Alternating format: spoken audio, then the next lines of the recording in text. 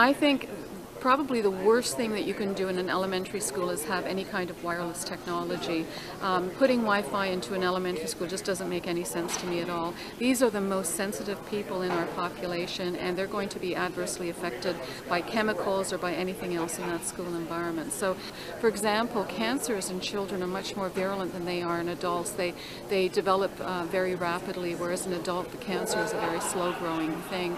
We think that attention deficit disorder might actually be related to some of these exposures, and there's very limited evidence that autism might also be related to living in a high electromagnetic environment. Hi, I'm Austin Lamont and I'm 14 years old. I go to Mountain View School. I've been suffering weird headaches and dizziness and displacement. Like, it feels like my head is like there's a lot of pressure in my head and it's like repulsing like this. And I just feel like displaced, and then when I'm not there, nothing happens. So, and like I get really like weak, and like it's hard to hold a pencil too, and I can't think straight. Starting this year at Mountain View, I've been getting a lot of headaches, and it's been making me really dizzy, and like it feels like I can't concentrate, and you feel like you're not really there. It's hard to explain. The thing that concerned us was that she always got better when she got home, and we couldn't figure out what was going on. We got her eyes checked and found out that wasn't it, and actually had everything checked and found out that wasn't it. And she's still, to this day, when she goes to class, probably about 4 out of the 5 days that she's there, she's coming home with a headache. And I mean significant headache where she just take Tylenol or Advil. My children, they are students at Mountain View School, and in the last couple years I've noticed that my children have had headaches, which concerns me because I don't know many children that do get headaches. My name is Gigi. Mountain View parents have 2 kids at Mountain View. One is in grade 6, one is SK. My concerns are Georgia used to complain of headaches while in school. So then I decided, okay, take the next step, go to the doctor. So we went and saw the doctor. She interviewed Georgia and asked, if these headaches occurred while in school, at home, and the outcome was they were only occurring while she was at school. They weren't occurring on the weekends, and now being in a portable, nothing, no headaches. So, I mean, what do you say about that? Strange. As a parent, I wonder, how does it compare to a cell phone tower, for example? We've read these studies that show that living within 300 or 400 meters of a cell phone tower can increase your chance of all kinds of ailments, headaches, dizziness, even cancer and leukemia. What if you measured that? And then what about at our school? Could you measure what the microwaves are at our school where the kids are sitting every day? Even if you measured outside of the windows, right where the kids are sitting in the kindergarten class, could you detect microwaves?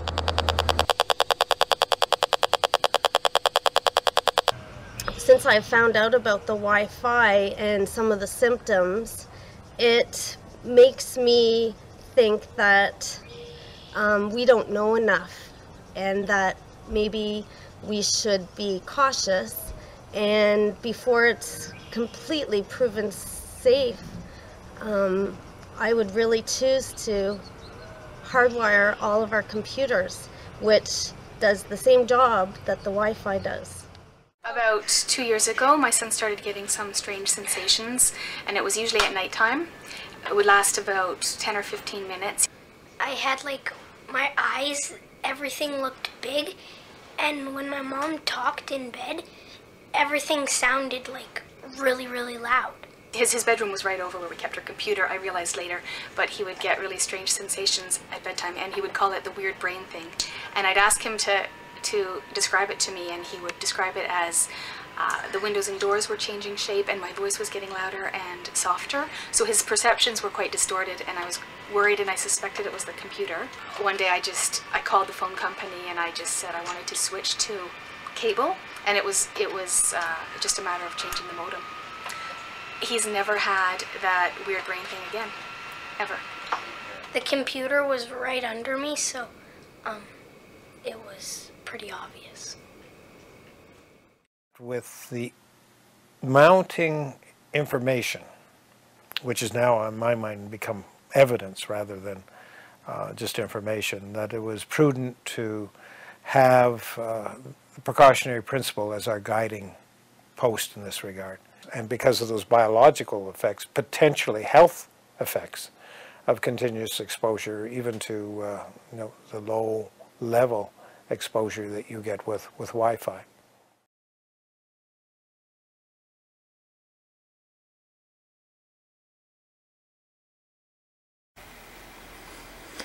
Hello friends, Neil here, EMF Safety Zone. I'm going to attempt to show you what most of us are exposing ourselves to on a daily basis at our computer workstations. Alright, this is my desk where I work, and I purposely turned my modem here, my AT&T UVerse modem, with the wireless function on. And so here's an acoustometer, radio frequency meter, but notice that this modem is innocently sitting here, apparently doing nothing. However, when we turn on the radio frequency meter, it is measuring the transmission of the wireless coming out of this modem. And you can see that the peak signal strength on the left column of this meter is at almost 6 volts per meter. That's as high as it goes. And on the right hand side, the microwatts per square meter in terms of average is sometimes peaking up at 10,000. These are extremely dangerous readings of radio frequency radiation going through my body, and most of us have our modems sitting like this at our desk, or maybe at the floor somewhere near us. Now I'm going to show you this. I'm going to turn the volume up. I'm going to walk around the house. And now I'm out of my office. I'm walking into the living room. I'm going to show you the office is back in that direction through those doors, and although the reading is down a little bit on the meter, you can still see that the whole house is more or less being influenced by this radio frequency transmission, because I don't have a cordless phone in this house. I'm going to walk into the bedroom.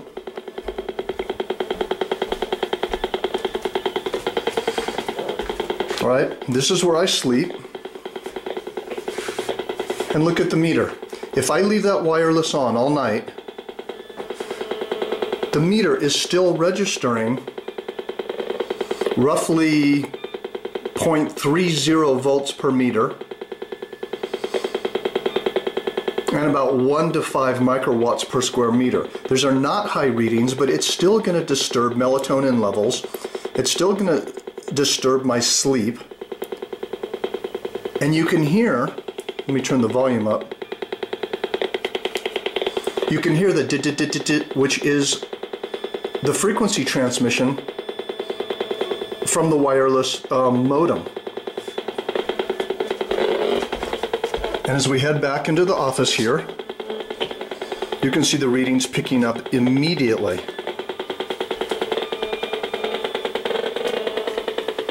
See that? And we're wondering why we're dizzy, nauseous, we have headaches, we have fatigue.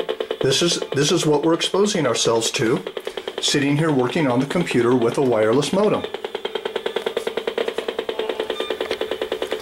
Alright, now as you can see here, what I've done is I've plugged my Ethernet cord, I've hardwired the modem. Alright, now please, this is very, very important to understand. You can think, okay, well, I've plugged my, my blue or my yellow Ethernet cord, or my gray Ethernet cord, whatever color you might have, I've plugged it into the modem.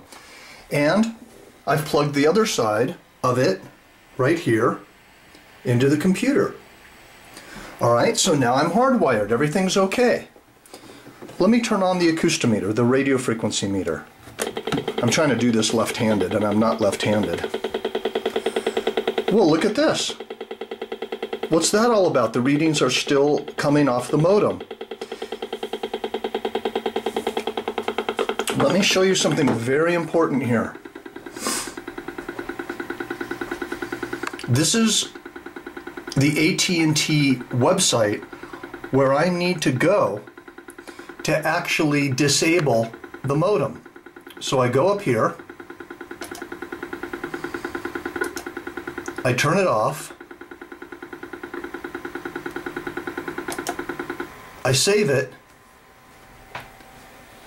and now look what happens to the acoustometer. It's still on, have the volume all the way up, and there's no reading. See, now the wireless modem is disabled. Now I'm being free of being exposed to dangerous radio frequency radiation. And this is very important to understand. If I want the wireless function on the modem, I just go back here and I enable the wireless operation and I save it, and the wireless will go back on. So please don't think that with your modem, just because you have an Ethernet cord plugged into it, that the wireless function is disabled. It's very important to disable the wireless function through the software, or you need to call your internet service provider and ask them how to do it. However, once again, as you can see, there's no reading on the acoustometer from the modem. Let me see if I can do this left-handed. So I'm going to go back here. I'm going to enable the wireless. I'm going to save it. And look at that.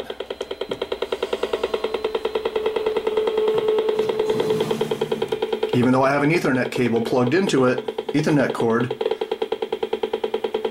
the radio frequency meter is showing extremely dangerous levels of RF radiation coming out of the modem.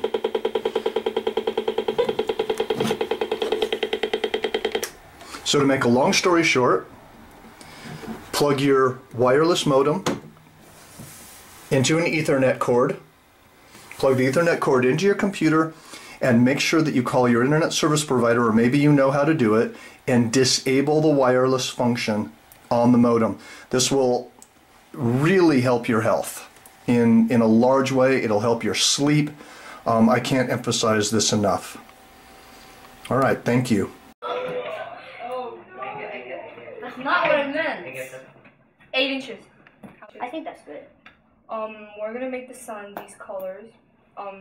Orange, like it's gonna be like a collage, and there's gonna be a sky, and it's gonna be really cool.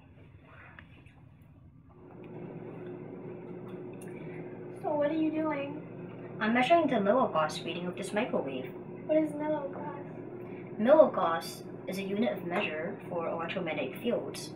So what are you measuring? The microwave. 15 seconds, and as you can see, it's over 100.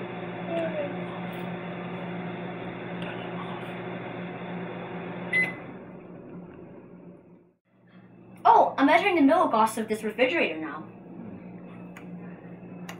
Milligauss around 7.5. In this case,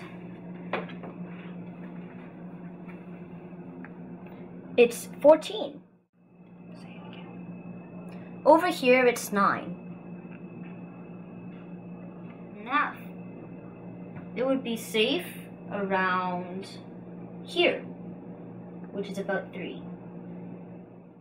Let's figure out how far we need to move away from the microwave to get a safe level.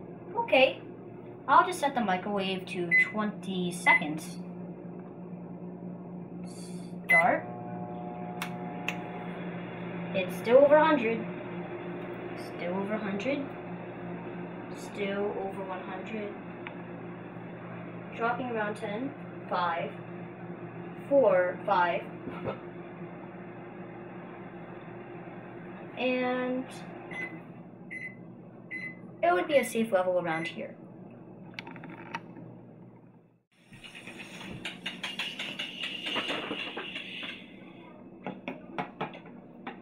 Alright, 134.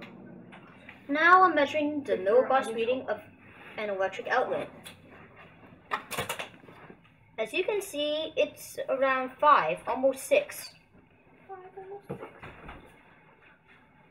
It easily drops under 3, an inch to 2 inches away.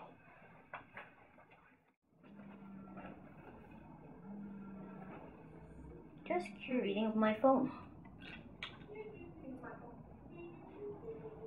As you can see, it varies, but it rests at around 100. But sometimes it goes all the way down to 15. A safe distance away would be around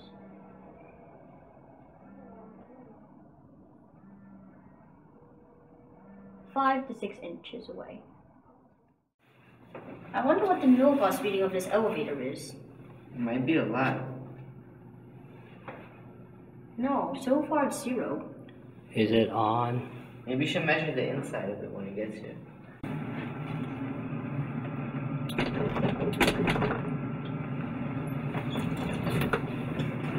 Yep, it's safe from electromagnetic fields. Wow, the electromagnetic fields here range from 4 to 5 to 3. Let's see the met. 7, 8, 9, 10, 11, 12, 13, 14. Wow, the millivolts measurements here are crazy. This is 15. I wonder if it has anything to do with the pipes. Let's check. Here. Oh wow, they're over 100.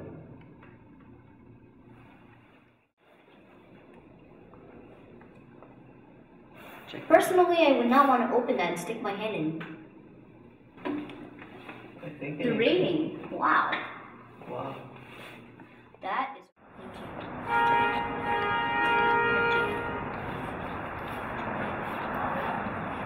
Electromagnetic fields here are very low. It's almost 1. Yeah, you're right. It is 1. Let's take a measurement of this lamp. Well, the lamp is very safe. It's not even 1. Now it is. By very little. It's still about 1. It's 1. That is still 1. 15, 14, 13, 12. There must be some power lines under there that are not protected.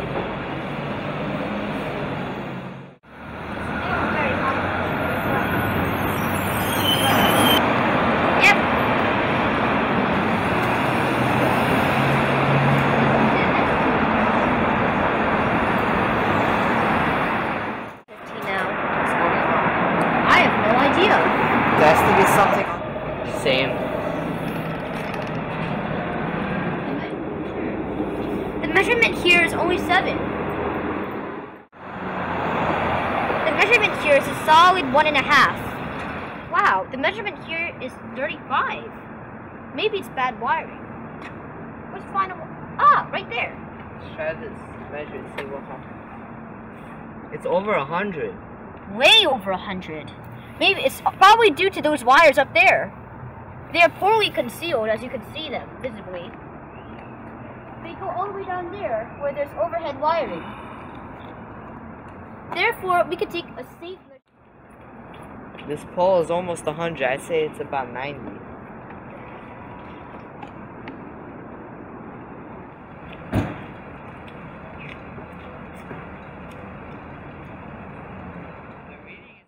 This little walk path is only 1. Wow. These energy-saving bulbs still have a millivolts reading of 1. I guess they're power-saving. They use very little electricity.